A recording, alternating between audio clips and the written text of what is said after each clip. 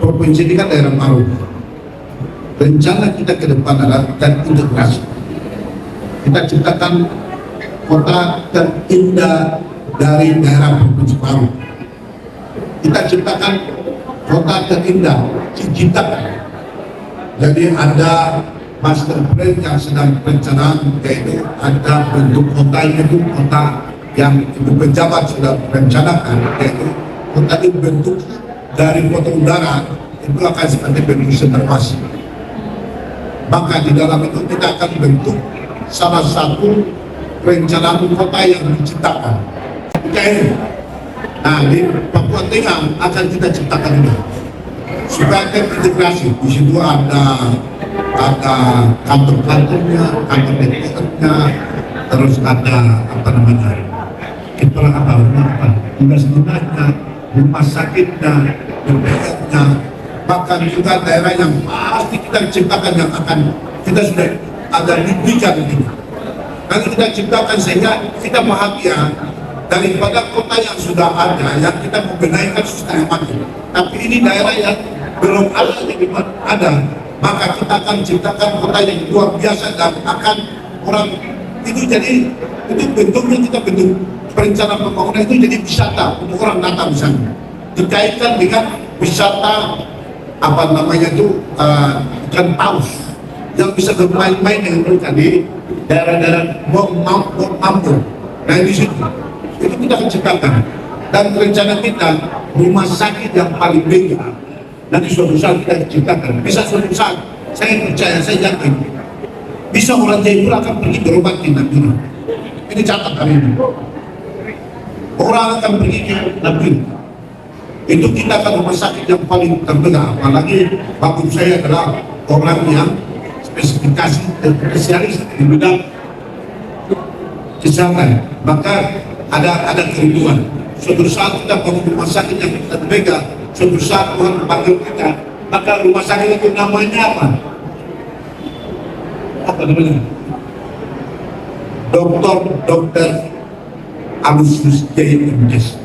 Tuhan, suatu saat rumah sakit itu kita akan memakan suatu saat. Saya terima kasih.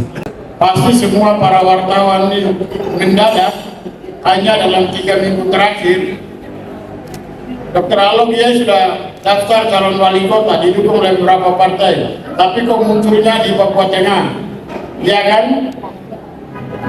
Pertama, semua kandidat yang maju semua orang baik-baik. Ya, partai ini berarti mereka memenuhi syarat. Tapi kenapa saya memilih William Wandi? Tawaran dari yang lain-lain saya jatuh cinta dan jodoh dengan Bapak William Wandi. Karena William Wandi dari baik-baik beliaulah yang terbaik, sangat terbaik. Pertama, beliau memimpin di Kabupaten Puncak dengan suasana konflik keamanan. Kabupaten yang satu-satunya dijangkau dengan pesawat terbang, tidak ada jalan darat dan perairan. Tapi beliau mampu melaksanakan 10 tahun kepemimpinan dengan pembangunan yang berkelanjutan dan kontinuitas. Yang kedua, apa yang beliau pembangunan jalankan selama 10 tahun telah dirasakan oleh masyarakat. Belum pernah ada masyarakat yang demo tentang pembangunan kepemimpinan beliau. Dan yang ketiga, antara wakil bupati selama 10 tahun dengan sekda, mereka 10 tahun harmonis, serasi. Itu artinya menandakan seorang 01, seorang pemimpin terbaik yang bisa mengayomi dan bisa membagi kewenangan dengan wakilnya dengan sekda. Bapak Ibu kenal namanya Sekda Abraham Kisai. 10 tahun bersama Pak William Wandi tidak pernah diganti-ganti sampai beliau pensiun. Itu menandakan bahwa kepemimpinan yang luar biasa. Tapi yang tidak kalah pentingnya, beliau punya kasih dan cinta terhadap seluruh agama. Itu menembus Kabupaten Puncak sampai di Dogiai, Deyai, Baniai, Intan Jaya, Nabire, bahkan di Jayapura sini beliau telah bangun beberapa gereja tanpa bedakan itu gereja dan agama apapun, bahkan masjid pun beliau bangun. Oleh karena itu dari yang baik-baik beliau terbaik. Maka tidak salah saya pergi sekalian pulang kampung melengkapi beliau. Mungkin ada yang kurang-kurang dari beliau, saya ikut membantu, terutama bidang pendidikan dan kesehatan. Kesehatan sudah tahu semua. Kenapa kartu Papua Sehat hilang? Di tengah-tengah masyarakat Papua, kematian dan kesakitan semakin tinggi. Hak keseluruhan di bidang kesehatan yang ada di dalam roh otonomi khusus, afirmasi, perlindungan, keperpihakan, proteksi, dan pemberdayaan, itu kesehatan itu hanya kartu Papua Sehat. Maka saya bersama Lewandi akan mengembalikan itu kartu sehat untuk seluruh masyarakat Papua Tengah. Begitu hari ini dilantik, detik itu juga dilaksanakan. Unit pengawasan dan pengendalian untuk bidang kesehatan seperti UP2KP dulu di sini akan dikembalikan di Papua Tengah, sehingga pasien yang berteriak di Topo, yang di Dogiai, yang di Puncak Jaya, yang di Fawi, kami siap jemput oleh pemerintah pelayanan. Yang saya berjanji di sini, karena bukan saya bicara, saya sudah laksanakan 10 tahun. Tinggal juknisnya aku saya yang bikin, inisiatornya saya, juknisnya saya, pelaksananya saya, evaluatornya saya. Maka ini bukan kata-kata kami bikin, saya dengan Bapak Gubernur, kami melaksanakan. Yang lain janji-janji belum pernah lakukan, kami sudah lakukan.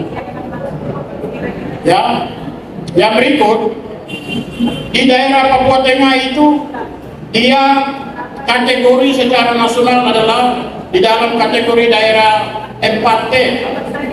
Oleh karena itu, di bidang kesehatan banyak masyarakat kematian tinggi. HIV/AIDS tertinggi di tanah Papua itu di Nabire dan Timika.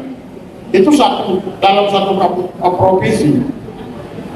Ini harus segera lakukan kegiatan yang namanya transformasi, bukan program biasa-biasa. Untuk segera kita lakukan pencegahan. Dan itu hanya bisa dilakukan kalau gubernurnya Welewandi dan wakil gubernurnya Aloysius Biaya. Karena kami sudah lakukan, tinggal diberi kepercayaan, tancap jalan, lebih gas lagi. Ya, gaspol, ya. Terus yang berikut juga, anak-anak kita itu kasihan di daerah yang sumber alamnya sangat kaya raya, tapi banyak anak di kampung-kampung yang belum mengenyam pendidikan. Tidak boleh, ya. Dan Pak Welewandi dan saya, kami dua mau jadi pemimpin gubernur Papua Tengah hanya semata-mata niat dan tujuan mau meletakkan fondasi pembangunan pelayanan publik bagi masyarakat kami. Jadi beliau sudah sampaikan, beliau juga capek. Saya juga masa pensiun masih 8 tahun, pangkat sudah terakhir. Kalau Tuhan restu saya jabatan sekda, bukan lagi kepala OPD, sudah 17 tahun kepala OPD. Tapi karena rindu kampung halaman saya, harus ada perubahan dan letakkan fondasi di Provinsi Papua Tengah, dan kebetulan saya dijodohkan dengan orang yang dari baik itu, di antara itu ada terbaik yaitu atas nama Welewandi. Maka saya harap seluruh rakyat memilih pemimpin, jangan memilih kucing dalam karung, tapi pemimpinnya bisa kita lihat di depan mata yang betul-betul telah berbuat demi rakyat, demi daerah. Dan yang terakhir, kami ini dua ini terkenal dengan namanya hidup heterogen, hidup Nusantara, hidup nasionalis. Maka semua suku bangsa yang ada di atas tanah Papua, Papua Tengah adalah saudara-saudara kita. Dalam porsi apapun pembangunan dibuatlah secara proporsional. proporsional. Jangan bikin harga mati semua itu kelompok ini, kelompok ini, kelompok ini. Saya kira itu tidak benar. Harus buat proporsional. Hak keseluruhan orang asli Papua berapa proporsionalnya, sedangkan saudara-saudara Nusantara yang ada berapa persen. Contohnya, waktu pelaksanaan kartu Papua Sehat, saya buat 80% orang asli Papua, 20% bisa kita berikan kepada saudara-saudara Nusantara dan OAP. Yang penting dia pedagang kaki lima, petani, nelayan, ataupun yang memang pendapatannya di bawah standar. Bisa. Apalagi saya dokter sudah disumpah semua manusia sama di atas muka bumi ini. Hanya presentasi hak keseluruhan orang asli Papua wajib kita prioritaskan, tapi tanpa melupakan saudara-saudara Nusantara yang lain.